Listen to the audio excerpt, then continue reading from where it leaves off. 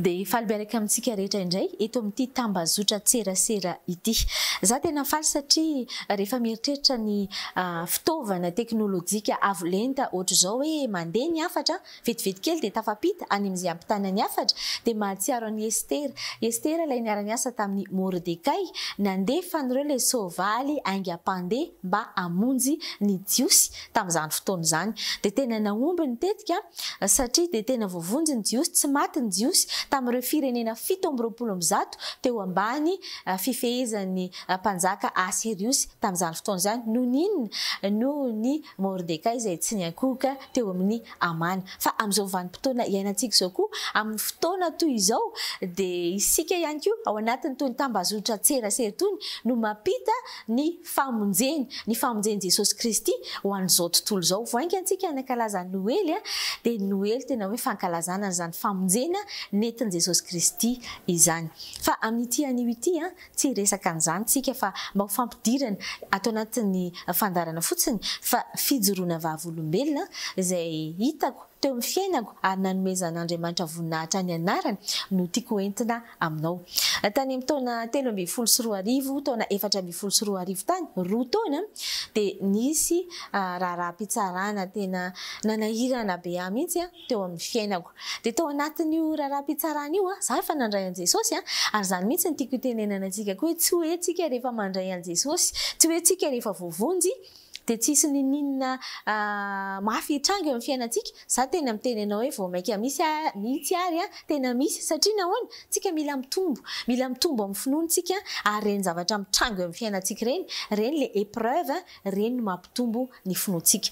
De tamin'ireo roa taona ireo de nisy zay raharaha-pitsarana zay fa za nivavaka foana ary matetika rehefa hoe rapitso nivoaka ny didy anio alina mivavaka, rapitso maraina mivavaka.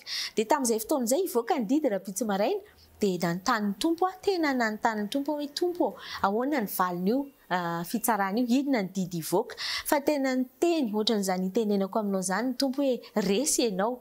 Taitra ay ve resy zany tompo eny aro fa zao nefa no inona ny antony nampanaovanao an'ity zavatra ity ka nahatonga hiditra any amina raharaha-pitsarana sarotra be ohatr'izao. Raha ohatra ka ho faharesena no omenao tsy manino de tonga de nitsangana satria zany nandoalika nivavaka de nitsangana ny omana lasa tany amin'ny tribonaly. Fa rehefa tonga amin'izay ary tao amin'ny tribonaly de niteny ny didim-pitsarana le mpitsara de inona ny teniny averina any amin'ny rainy le zaza satria izay moa zany zaza ny fandroritana no antony le fitsarana nandritra ny roa taona. De nitsika de gaga le mpitsara, inona ozy izy no mampitsika anao de tsisy ninina mampitsika de izao ny tenin'le mpitsara hoe fa zao ozy izy azonao tapahana zao de zao io didy io. De vao maika niverina antsika fa satria tsy le tenin'le mpitsara tsony nampitsika fa mifahatsiarovako an'le tenin'Andriamanitra hoe ho resy ianao. De teo amin'izay zany de niteny ty avoka hoe courage izy fa andao zany izy ho tapahany io didy io nefa tena mbola mety misy herinandro misy andro maromaro izy satria na ny olona anao soni na ninona tena mbola mila tedavina daholo na ny huissier na ny olona anao an'le taratasy indray zany. De za tsy niteny fa ozy izy hoe andanina ozy izy andraso any amin'ny kafetaria ao amin'ny tribonaly zany. De lasa nidina tany amin'ny kafetaria de nipetraka. Rehefa nipetraka teo de naneno ny telefoniko fa message. Inona ozy izy anao ny message tao? Zao ny message tao hoe tsy fantatrao ve fa raha amin'izao ora izao ianao no mangataka anjely am' Jesosy hanampy anao de anome anao izy 3 legiona ozy izy no droit-nao. Io zany azonao angatahana be indrindra de nasiny teo akaikiny hoe 2 legiona égale 72 000.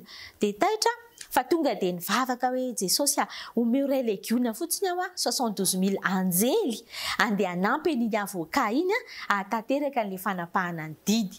De vita zay de nipetraka de nisotro zavatra teo mo de niandro teo. Inona zavatra nitranga ozy ianao? Afaka ora iray sy sasany afaka orairay sy sasany dia niverina avy any le avocat dia ozy izy hoe tena nahagaga ozy izy tena nahagaga ozy izy fa rehefa nandeha nakady amin'ny présidente nanao le taratasy tonga dia vita teo ilay izy tonga dia nisiniaviny dia rehefa avy eo indray ozy izy nandeha nitady huissier tonga dia efa eo ambaravarana eo izy ny huissier dia tonga dia nasaiko nanao an'le taratasy dia vita ny taratasy dia tena le olona zay nifampitory tamiko moa zany dia mbola tratra tao ambany tao mbola tratra tao ambany teo amin'ny tokotanin'ny fitsarana teo dia natolotra azy fotsiny indray le didy nanapaka an'le didy naharesy ateo zany dia tena dia raina ny tompo fa tena niasa ny anjelin'Andriamanitra Andriamanitra naniraka ny anjeliny ny Fanahy Masina koa tao anatin'izany rehetrarehetra any nanampy ny anjely dia voninahitra ho an'ny tompo izany ny zavatra nitranga tamin'io fotoana io dia tapaka indray zany le didy tao anatiny ora iray sy sasany monja izay nitenen'le avocat hoe mety mbola andro maromaro mety mbola elaela zay vao tapaka didy dia voninahitra ho an'i Jesosy irery ihany dia amin'ny tian'io ity zany tena teny aminao mihitsy hoe Andriamanitra manana zavatra be dehibe homanina ho an'ny fiainanao. Miresaka anjely tsika amin'ity fotoana ity dia rehefa ao anatin'io baiboly io rehefa jerena ny baiboly dia misy tantara ao anatin'io baiboly io tantara izay miresaka betsaka momba ny anjely izay alefan'Andriamanitra. Ohatra fotsiny any amin'ny testamenta taloha amin'ny anatin'ny testamenta vaovao dia misy tantara be dehibe zany miresaka momba ny anjely fa amin'ny ity an'io ity dia ndonge erahantsika mijery vetivety any amin'ny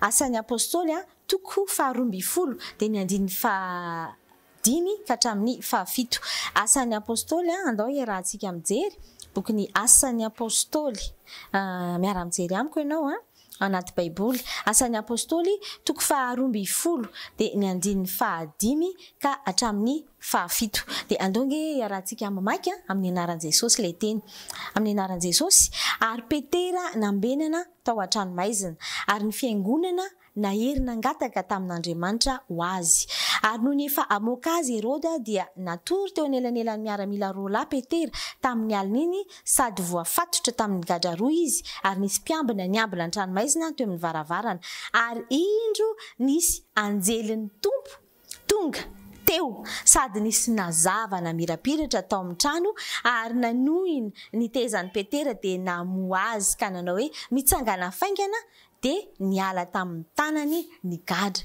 Hitanao ny anjelin'Andriamanitra dia irahany foana na tamin'ny testamenta taloha na tamin'ny testamenta vaovao ity zao atao amin'ny testamenta vaovao irahan'Andriamanitra ny anjely manafaka olona tsy fantatry zavatra iainanao amin'izao fotoana izao fa rehefa mivavaka ianao rehefa misy manao intercession koa ho anao rehefa misy olona mivavaka ho anao satria teto zao dia ny fiangonana mivavaka ho an'i Petera dia ny anjely rehefa aveo ny anjely rehefa aveo dia manafaka mihetsika ny anjelin'Andriamanitra manafaka tahaka an'ity ny ainan'ny Petera ity dia tsika zany tsy mahazo manao hoe Andriamanitra tsy hitany masoko Andriamanitra tsy tena miasa eo amin'ny fiainako fa rehefa miaraka amin'Andriamanitra tsika dia ao anatina tontolona finoana fa tamin'ity tantaran'ny Petera ity ary nge ny fiangonana tena tsy nino satria le zazavavy kely izay nahitan'ny Petera teo ambavahady tsy tonga dia namoa azy fa lasa niresaka tamin'ny fiangonana hoe ao ambavahady ao Petera dia tsy nino ny fiangonana hoe ao tokoa ve Petera nefa zareo nivavaka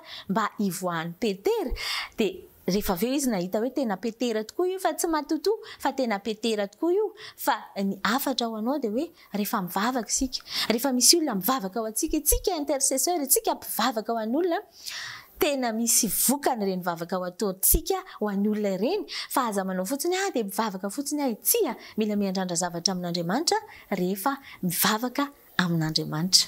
Mbola ao anatin'ny baiboly ihany sika izay ny tantaran'ny Petera fa raha tany amin'ny testamenta taloha tany dia misy tantaran'ireo le vahoakan'Andriamanitra tamin'ity dray mitoraka ity dia ny Jodia izay nitarihin'i Josafata mpanjaka tamin'izany fotoana izany dia andaony ho jerentsika indray ao amin'ny tantara faharoa toko 20 dia ny andininy 20 tantara faharoa toko 20 dia ny andininy 20 20.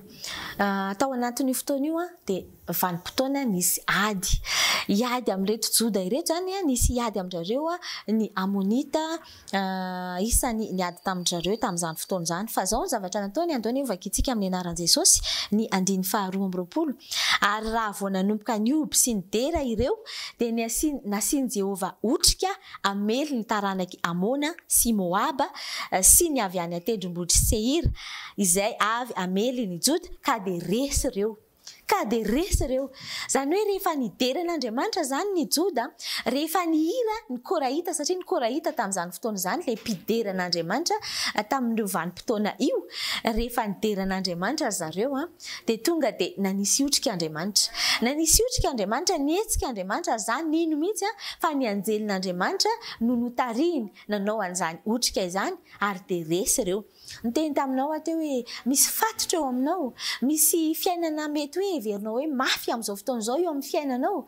Andriamanitra mahay manafaka an'izany. Andriamanitra afaka mametraka otrika ho an'ny fahavalonao. Fa zao teneniko anao aloha hoe ny fahavalontsika voalohany dia Satana. Satana ny fahavalontsika, tsika tsy manana fahavalo olona. Aza miady amin'ny olona, tsika tsy mila miady amin'ny olona zany. Fa le fahavalontsika, le Satana no miasa amin'ny olona, dia izay no tena mahatonga antsika hoe mila mivavaka ho an'ny olona tsika. Mila mivavaka ho an'ny fahavalontsika sika. Satria Andriamanitra ny tena niteny mihitsy hoe famonjena ho an'izao tontolo izao hoe na dia miady amintsika ary ny olona. Andriamanitra tia hamonjy an'iny olona iny. Andriamanitra tia an'iny olona iny. Ny dikan'izany inona ny ataontsika? Mivavaka ho an'iny olona iny tsika mba ho tonga ao amin'ny fanjakan'Andriamanitra koa izy. Fa tsy tsika indray ny tena ataoven'izao iny Andriamanitra. Tsia, aleo Andriamanitra anao an'izay zavatra tiany. Andriamanitra ampitsara dia aleo Andriamanitra no hitsara. Raha tian'Andriamanitra ho vonjena iny dia vonjen'Andriamanitra iny. Dia tsika tsy alona an'izany hoe izy nanao an'izao anany Andriamanitra dia mbola ho vonjenao ihany ve? Tsia, ny ametrahan'Andriamanitra ny ametrahan'Andriamanitra anao ety amin'izao tontolo izao ety dia hitory an'izany famonjena izany. Hitory an'izany famonjena izany ary aza heverina hoe tena fanilikiliana anao na tena tsy fitiavana anao ny zavatra mitranga eo amin'ny fiainanao ohatr'izany. Fa eritrereto hoe asa ho anahy io, tena épreuve io ary anomezan'Andriamanitra asa ho mba hamonjena an'izao tontolo izao. Dia izay ny tantaran'ny Joda nitarihany Josafata tamin'izany fotoana izany araka ny ao amin'ny tantara faharoa, toko 20 nandefa otrika indray Andriamanitra. Afaka mandefa otrika ho an'ny fahavalonao Andriamanitra, fa Andriamanitra dia miteny foana hoe tsy maintsy voavonjy ianao. Izay ihany ny fantatr'Andriamanitra ary ny tantara rehetra ao anatin'io Baiboly io dia resaka famonjena foana. Rehefa tena mamerimberina mamaky an'io Baiboly io tsika dia resaka famonjena foana ny ao anatin'io Baiboly io. Fantatsika zany faharoa indray hoe rehefa midera sy miankohoka eo amin'Andriamanitra tsika na dia hoe misy zavatra tsy nentina ataontsika fa rehefa miverina eo amin'Andriamanitra tsika dia mietsika ny anjelin'Andriamanitra. Fa misy tantara anankiray inoko fa tena hoe anetsika anao koa ty ho amin'ny finoanan'Andriamanitra dia ny tantaran'i Abrahama. Tsika mahafantatra hoe Abrahama efa tena lehibe, efa tena zokiny mihitsy raha ohatra ka izay no ahafahana miteny azy efa tena zokiny Abrahama izay vao nananjanaka. Ary ny tenin'Andriamanitra, ny zavatra nasehoan'Andriamanitra ny Abrahama tao anatin'izay fotoana izay tena zavatra nahagaga. Dia izany tenin'Andriamanitra izany dia hitantsika any amin'ny Genesis any. Any amin'ny Genesis any toko 17. Ngonge jerentsika Genesis ny any amin'ny fiandohana mihitsy. Genesis toko 17 dia ny andininy 10 andony jerentsika vetivety tsy ny andininy 10 fa andraso jerentsika vetivety. Ny andininy 10 resaka ny famonjena ny lota mianakavy fa no resantsika androany i Abrahama le nanana zanaka ny Isaka fa rehefa avy eo dia no nizan'Andriamanitra toetra i Abrahama. Fa tao anatin'izany fotoana izany dia nisy anjely, mbola nisy anjely indray nanantona ny Abrahama tamin'izay fotoana izay. Anjely 3 lahy dia Abrahama moa izany nahita azy dia tonga dia nanantona azy dia niankohoka teo aminy. Dia nanao sakafo teny tamin'ny Sara hoe anaovana sakafo dia ireo anjely 3 lahy ireo teny taminy hoe hiverina aty izay ozy izy amin'ny herintaona ohatr'izao fa hananjanaka ianao. Dia Sara moa izany niome tao anatin'ny tranolay. Dia tao ao anatin'ny Baiboly tena miteny mihitsy ny ny ao anatin'ny Baiboly, tena miteny mihitsy ny ao anatin'ny Baiboly hoe niteny tamin'ny Abrahama Jehova hoe fa maninona Sara no nome, dia Sara moa tena za tsy nome, fa tena nome tokoa Sara, tena nome izy hoe za ve izy efa antitra ohatr'izao dia mbola ananjanaka ihany. Fa fantatritsika ao anatin'ny Baiboly rehefa mamaky ny tantarantsika fa tena niteraka zazalahy, niteraka ny Isaka tokoa i Abrahama sy Sara. Fa jerentsika ao amin'ny Genesis andininy voalohany ao, Genesis andininy voalohany. Genesis andininy faharoa amby roapolo azafady, Genesis andininy faharoa amby roapolo dia ny andininy voalohany, Genesis toko faharoa amby roapolo dia ny andininy voalohany. Dia miteny tenin'Andriamanitra ilay tantara moa zany dia miteny hoe ninizahan'Andriamanitra toetra any Abrahama. Dia izao ilay soratra amin'ny anaran'i Jesosy, ary rehefa afaka izany zavatra izany dia nizahan'Andriamanitra toetra Abrahama ka hoy izy taminy, ry Abrahama ary hoy izy inty ary hoy izy ento ny zanakao ny lahy tokanao izay tianao dia Isaka, ka mankanesa any amin'ny tany Moria ary atero any izy ho fanatitra hodorana ao amin'ny tendrombohitra anankiray izay holazaiko anao. Ary ny fomaraina koa Abrahama dia nanisy laseliny birikiny ka nitondra zatoviny roa lahy ka niaraka tamin'ny sy Isaka zanany, ary namaky ny hazo ataina mifanatitra hodorana izy dia niainga ka nakany amin'ny tany izay efa nolazain'Andriamanitra taminy. Nankatoa zany Abrahama, nitenen'Andriamanitra i Abrahama hoe le zanakao lahy tokana, tena nitenen'Andriamanitra mihitsy ilay zanakao lahy tokana hoento atao fanatitra dorana any amin'ilay tendrombohitra lazain'Andriamanitra taminy. Abrahama tena tsy niteny mihitsy dia ahoana Andriamanitra ianao ke miteny amiko hoe za no rain'ny fireneny, ianao ny Andriamanitra niteny hoe za rain'ny finoana, dia ahoana indray zany ty zanaka tokana ilay tokana ty ho atao fanatitra dorana. Fantatritsika tsara fa fahafatesany zany fa tena tonga dia nankatoa Abrahama, tonga dia nanaiky Abrahama niaraka tamin'ireo ankizilahiny anankiroa, niaraka tamin'ny Isaka dia nitondra ny hazo andorana azy. Rehefa tonga tany amin'ilay toerana io zany Abrahama sy Isaka dia tena fatorany mihitsy, Isaka efa vonona mihitsy izy, fa rehefa andeha haninditra ny tanany amin'ny Isaka Abrahama dia nisy anjely niteny hoe aza maninditra ny tananao amin'ny zazalahy. Fa fantatr'Andriamanitra amin'izao fotoana izao fa tena matahotra n'Andriamanitra ianao. Izany ny soratra hitantsika any amin'ny Genesis toko faharoa amby roapolo andininy fahafolo sy faha 1/10. Andao ny ovakitsika vetivety ny andininy fahafolo eo amin'io andininy faharoa amby roapolo ihany dia ny andininy fahafolo sy ny faha 1/10 amin'ny anaran'i Jesosy. Ary Abrahama naninditra ny tanany ka nandray ny antsy mba hamonono ny zanany, fa niantso azy ilay anjelin'i Jehova tany an-danitra ka nanao hoe ry Abrahama ary io kosa izy inty mitoy ao amin'ny andininy faharoa amby folo dia hoy izy aza maninditra ny tananao amin'ny zazalahy ary aza maninona azy akory ianao, fa hitako izao fa matahotra n'Andriamanitra ianao ka tsy narovanao tamiko ny zanakao dia ny lahy tokanao. Jehova Andriamanitra dia miteny amin'ny alalan'ny anjeliny, miteny amin'ny alalan'ny anjeliny Jehova Andriamanitra, ilay Andriamanitra tompontsika io, ilay Andriamanitra rain'i Jesosy Kristy io. Ary tamin'io fotoana io tena hoe nizahan'Andriamanitra toetra Abrahama, fa tena ny anjeliny teny hoe oka tsy maninditra ny tananao amin'ny zaza ianao. Dia inona ny zavatra nitranga rehefa avy eo? Nahita ondry, namatsy Andriamanitra. Rehefa nankatohan'Andriamanitra Abrahama nanaiky ny zavatra nitenenin'Andriamanitra, na dia hoe sarobidy aminy aza i Isaka. Rehefa nanaiky ny tenin'Andriamanitra Abrahama dia inona ny zavatra nitranga? Lasa namatsy Andriamanitra, namatsy an'ilay ondry, ilay ondry be ngeza be matavy araka ny tantara ao anatin'ny Baiboly dia iny no natao sorona, fa tsy Isaka no natao sorona fa iny ondry iny no azafady, iny ondry iny no natao sorona. Inona zany ny zavatra mitranga? Ny zavatra mitranga rehefa mankatohan'Andriamanitra tsika, rehefa miankohoka amin'Andriamanitra tsika. Ny fiankofana mantsy dia fanekena ny tenin'Andriamanitra, ny fahefan'Andriamanitra. Rehefa manaiky fahefantsika, izy ny fahefana ambony indrindra, Andriamanitra ilay avo indrindra, izy ny fahefana ambony indrindra. Amin'izao vanim-potoana iainantsika izao, inona ilay fahefan'Andriamanitra tokony ho ekentsika? Ny tenin'Andriamanitra. Ny tenin'Andriamanitra eo amintsika, ahoana no anekentsika azy? Tsika manana ny feon'ny fieritreretantsika dia ny fanahy masin'Andriamanitra no mitarika an'izany feon'ny fieritreretana izany. ary indrindra ihany koa misy fahefany eo amin'izao tontolo izao, manaiky ny fahefany eo amin'izao tontolo izao dia mihetsika ny anjelin'Andriamanitra, manavitra Andriamanitra, mamatsy Andriamanitra. Fa ny zavatra tena lehibe tao anatin'ny tantaran'i Abrahama iny dia le fanatitra. Isaka tena misy lanjany, tena misy vidiny amin'ny Abrahama iny fanatitra iny. Fa amintsika koa zany matetika any amin'ny toeram-pivavahana, ny fiangonana dia manao fanatitra rehefa amin'ny vanim-potoana ohatr'izao. Rehefa tiantsika hetsika ny anjely dia andaontsika hanao fanatitra misy vidiny eo amin'Andriamanitra.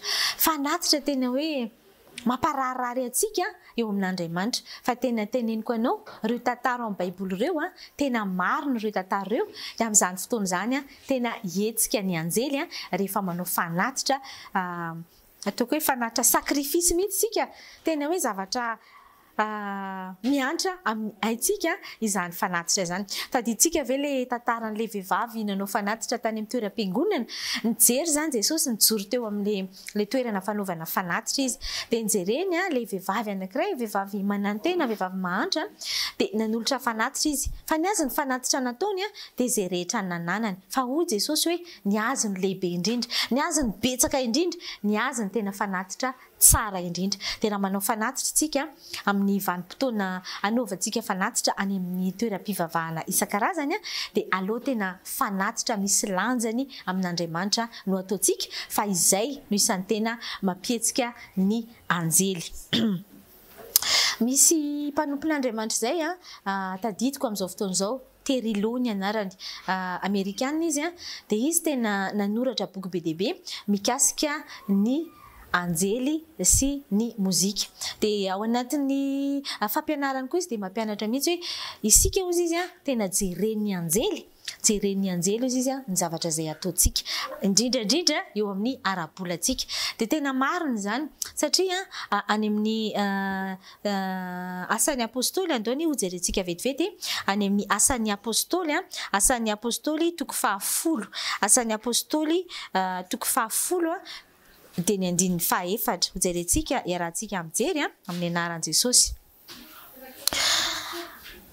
Amin'ny anaran'i Jesosy, ary noho ny banjina azy izy dia raiky tahotra ka nanao hoe ahoana tompoko, ary izy nanao taminy hoe ny fivavakao sy ny fiantranao dia efa tafakatra ho fampatsiarovana eo anatrehan'Andriamanitra. Ity tantara ity dia le tantaran'le anjely nandeha tany amin'ny Kornelio. Dia Kornelio tena olona tsara, tena mpivavaka tsara. Fa ay zany ny fiantrantsika, ny vavakantsika tena tonga eo anatrehan'Andriamanitra. Ary ny anjely tena teneniko anao, ny anjely dia mitondra ny vavakantsika amin'ny vilia volamena. Any amin'ny Apokalipsy zany misy an'izany teny zany, mitondra ny vavakantsika amin'ny vilia volamena tahaka ny emboka mandra eo anatrehan'Andriamanitra ny anjely. Hitantsika fa tena manana andraikitra be dia be ny anjely eo amintsika. Manana ny anjelitsika tsirairay avy tsika ireo. Manana ny anjelitsika tsirairay avy tsika ireo. Ary zany tena teneniko amintsika hoe ny zavatra rehetra ataontsika dia mikaonty daholo, ary misy dikany amin'ny anjely araka ny voalazako teo hoe ny volantsika, ny fomba fampiasantsika ny volantsika, ny fomba fitantanantsika ny volantsika dia jeren'ny anjely tsara. Satria atao amin'ity teny ity dia misy hoe fiantrana. Tsika rehefa miantra olona dia manome vola olona, manome zavatra olona, manome akanjo, manome sakafo. Fa ireny rehetrarehetra ireny ny vola ny miasa ao anatin'izany. Dikan'izay ny fampiasantsika ny volantsika tena mampietsika ny anjely, ary mahatonga ny anjely hitondra zavatra eo anatrehan'Andriamanitra. Dia rehefa avy eo koa ny anjely mitondra ny valim-bavaka izay ataontsika amin'Andriamanitra. Fa ity mpanompon'Andriamanitra ity Tery dia miteny ihany hoe tsy ny anjely rehetra ozy izy no tsara, fa tadidintsika tsara le ady tany an-danitra, le adiny Mikaela, ilay lehibe any anjely izay ataoko hoe raha ministera ilay izy any an-danitra dia ministeran'ny défense, ny ady tamin'ny Lucifera. Lucifera le anjely tany an-danitra koa izy le mpideran'Andriamanitra, mpanao hira fiderana, ilay mpanalokaloka an'Andriamanitra. Izy zany tena isan'ny akaiky an'Andriamanitra, fa nivadika tamin'Andriamanitra izy. Ary izy no mivadika amintsika, tsy ny fahavalontsika, lasa fahavalon'Andriamanitra izy, ary nazera tetỳ tany. Nisy ady tany an-danitra nandresy ny arkanjely Mikaela. izay niady taminy de resy izy de nazera tetỳ tany. Fa isika zany rehefa etỳ tany de lasa ohatran'ny victime-ntsika satria afaka miditra any amintsika izy, afaka mamitaka izy ary ny zao tontolo zao de fitahany na ny mpanompon'Andriamanitra moa na ny olom-boafidy ndraindray voafitaka. Fa izao Andriamanitra tsy mijery an'izany fa manana teny foana izy. Ozy izy hoe rehefa miverina amiko de horaisiko indray. Any amin'ny Jaonina toko voalohany andiny voalohany, any amin'ny Jaonina voalohany toko voalohany andiny fasivy de miteny mihitsy izy hoe fara-miainky ny fahotantsika sika de matoky sy marina izy ary mamela antsika amin'ny tsy fahamarinana rehetra. De raha misy sendra latsaka zany tsika noho ny asan'le satana mpamitaka de afaka miverinao amin'Andriamanitra tsika fa Andriamanitra mandray antsika fa tsy ataontsika fanahiniana, tsy ataontsika fahazarana nefa izany fa rehefa hoe sendra latsaka fotsiny tsika. De io anjely afy io anjelin'ny satana io de miasa koa io. Ka tsika tena mila mitandrina tsika ny tandremantsika tsika tsy miankohoka amin'ny anjely. Amin'izao fotoana izao de efa voalazany io terilo io ihany any amin'ny bokiny sy ny fampianarany hoe misy finoana izay natsangana tamin'ny fanambaran'ny anjely. Miankohoka lasa miankohoka amin'ny anjely zany ireo olona mivavaka ireo lasa mivavaka amin'ny anjely. Nefa tena diso zany satria nahoana iza no ivavahantsika? Jesosy Kristy. Jesosy Kristy no ivavahantsika. Jesosy Kristy ilay naka an'le fahefana, nidina tany amin'ny fiainantsika, naka an'le fahefana tany amin'ny satana. Any amin'ny Kolosiana toko 2 any de tena misy an'izany teny zany mihitsy hoe norombahany teo amin'ny tenany. Tsy ho hisy tsony le fahefana norombahany Jesosy teo amin'ny tenany satana, le fahefana azony le lakile, zay no nidinany tany amin'ny fiainantsika. Zay tsy maintsy nahafaty an'i Jesosy ary rehefa avy eo Jesosy velona mandrakizay Jesosy niaraka tamin'le fahefana. Ary ny fahefana nge tsy nitazomin Jesosy tany aminy nomeny antsika fiangonana ny fahefana. Tsika manam-pahefana ary mila ampiasaintsika io fahefana io andresentsika any satana. Mihetsika koa zany ny anjely rehefa mandray an Jesosy io tompo sy mpamonjy ny fiainantsika sika. Satria teneniko anao any amin'ny bokin'ny Hebreo toko voalohany andiny 4:12 andao ho jerentsika vetivety zay teny zay Hebreo toko voalohany. Bokin'ny Hebreo toko voalohany de ny andiny 4:12 de zao le teny amin'ny anaran'i Jesosy. Tsy fanahy manompo va izy rehetra ny rahana hanao fanompona ho an'izay andova famonjena. Ny anjely de ny rahana, ny anjely de noharian'Andriamanitra. Isan'izany ny rahana zany ny anjely anompo. Fanahy manompo ny anjely fa tsy hoe tsika ndray koa ny ankohoka amin'ny anjely. Andriamanitra no mandefa ny anjely mba hanao asa eo amin'ny fiainantsika. Famonjena foana ny resahana teo de tena amonjy antsika amin'ny fatotra, amonjy antsika amin'ny zavatra mety tsy misy eo amin'ny fiainantsika, amonjy antsika amin'ny fiainam-panahintsika satria tena mila famonjena ny fanahintsika. Manompo antsika reny ary iza le andova famonjena? Za, ianao, zay rehetra nandray Jesosy Kristy ho tompo sy mpamonjy ny fiainany. Ka amin'io an'io ty miresaka ny anjelitsika, mpanompo antsika ny anjely fa itsika kosa manompo an Jesosy Kristy. Mila mandray an Jesosy Kristy ho tompo sy mpamonjy ny fiainantsika sika.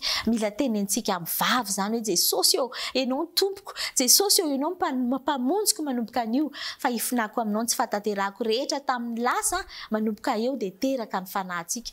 Ary io le tenenina nantany Nikodemosy tamin'i Jesosy hoe inona kay zany fahaterahana zany? Efa olon-dehibe ve de mbola ho teraka indray ampidirina any ekibo de ho teraka? Tsy eo izy Jesosy, tsy izany fa fahaterahana ao amin'ny fanahy.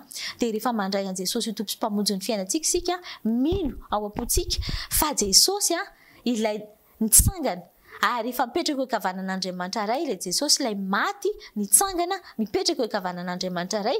Ny rahan Jesosy manadio antsika, ny fanahintsika raisin Jesosy any an-danitra ary tena misy fifaliana lehibe any an-danitra. Zay no mahatonga le hoe raha misy olona bebaka anankiray etỳ tany de misy fifaliana any an-danitra satria misy fanahy tonga any an-danitra. Satria ianao nge rehefa tonga amin'i Jesosy de fanahy tsika efa mitoetra ao anatina vatana de misy fifaliana be any an-danitra. Fa inona ny takalon'izay omeny Jesosy Kristy antsika? Ilay Fanahy Masin'Andriamanitra. Ilay Fanahy Masin'Andriamanitra mitoetra automatika ao anatintsika ny Fanahy Masin'Andriamanitra. De io Fanahy Masin'Andriamanitra io mitarika ny fieritreretantsika, le fanahintsika le aminy ao anatintsika, io no mitarika antsika ho any amin'ny lalana izay tian'Andriamanitra alehantsika. De izay ny anjara voatendrintsika. Amin'ity an'io ty de te hamey hoe manana anjely tsirairay tsika, manana anjely miaro tsika, manana anjely manampy tsika, manana anjely miasa eo amin'ny fiainantsika sika, ary indrindrindrindra ilay fanahy masina ao anatintsika rehefa mandray an Jesosy Kristy ho tompo sy mpamonjy ny fiainantsika sika, io ny tena mamatsy atsika ao amin'ny saitsika ao amin'ny fotsika ao, mitarika ny fanahintsika ao amin'ny zavatra rehetra izay tiany tompo ho eo amin'ny fiainantsika. Inona kay tsy anatoanantsika ny tompo hoe andao andray an Jesosy ho tompo sy mpamonjy ny fiainantsika. Ho tenentsika amin'ny vavy izy hoe ianao ny tompoko, ianao ny mpamonjiko, ary inoantsika ao anatin'ny fotsika hoe ianao Jesosy no mpamonjy ao anatin'ny fotsika ao anatin'ny fotsika ao tena mila inoantsika izany. Dia izay ny afatra fa mila mivavaka tsika, mila mankatoa an'Andriamanitra tsika, mila miankohoka amin'Andriamanitra tsika, izany rehetrarehetra izany rehefa mandray an Jesosy ho tompo sy mpamonjy ny fiainantsika sika. Dia izay no tena hoe fiainana, satria Jesosy ny teny hoe izany lalana, fahamarinana ary fiainana. Ho famitinana an'izay rehetrarehetra izay efa angamba mazava amintsika ny zavatra rehetrarehetra. Jesosy ny tena mpanjaka, Jesosy ny mila tompoitsika, ary amin'ny fotoana izay andraisantsika an Jesosy dia mila miova tsika, tena mila miova. Dia teneniko ianao mazotoa mamaky baiboly, fa ao anatin'io baiboly io daholo ny zavatra rehetra izay tian'Andriamanitra ataontsika. Ohatra anankiray fotsiny teneniko ianao ty tena mafy tamiko nivakiko tao anatin'ny baiboly. Eo amin'ny fiainantsika sika dia misy manenjika foana, misy manao zavatra ratsy foana, fa ozy izy ny teny tompo aza mamaly ratsy ny ratsy, omeo lalana ny fahatezerana, anany famaliana hoy Andriamanitra. Dia tamin'ny voalohany teny za Jesosy tena zao no nataony fa za tena tsy manaiky an'izany kosa Jesosy, ka ahoana ve dia izany ve? Fa tena ozy ny tompo endrasako ianao izany mandra-panaikinao an'ilay teny. Fa tonga ny fotoana anankiray nanaiky an'ilay teny, tena hoe nivavaka ho an'ilay olona, mamela an'ilay olona. Fa inona ny zavatra nitranga? Ohatran'ny hoe nisy fanasitranana be tao anatin'ny foko, tena hoe nisy zavatra niongotra tena nanavesatra ilay izy, fa niongotra tao anatin'ilay foko. Izany hoe ny famelan-keloka anankiray ihany koa tena tian'Andriamanitra iainantsika, indrindra amin'ny vanim-potoana ohatran'izao, satria mampigadra antsika io, miara-migadra ao izaho sy ilay olona izay tsy avelako miara-migadra ao. Fa aleontsika mamela dia tena maivana, dia afaka manompo an'Andriamanitra, afaka manaiky ny tenin'Andriamanitra. Dia izay ny afatra tamin'ity anio ity, fa ny fitoriana moa dia fitoriana filazantsara foana. Fa misy tenin'ny Paoly anankiray izay tena tadidiko hoe fanahy izahay ozy izy na ny anjely avy any an-danitra azy no mitory filazantsara hafa aminareo, afa-tsy izay efa notoriana taminareo, aoka ho voaozina. Ny filazantsara antsika Jesosy Kristy. Jesosy Kristy avy any Nazareta, ilay nikapohana hitondra fanasitranana ao anao, ilay maty hitondra fiainana ao anao, ary ilay velona mandrakizay mbola hiveriny any amin'ny rahoan'ny lanitra, aka antsika rehetra pino mba hitoetra hiaraka aminy any amin'ilay Jerosalema vaovao. Dia mirary soa antsika rehetra, voninahitra ho an'Andriamanitra irery ihany, ary fiadanana ho antsika olona ankasitrahany. Mandram-piona tompoko.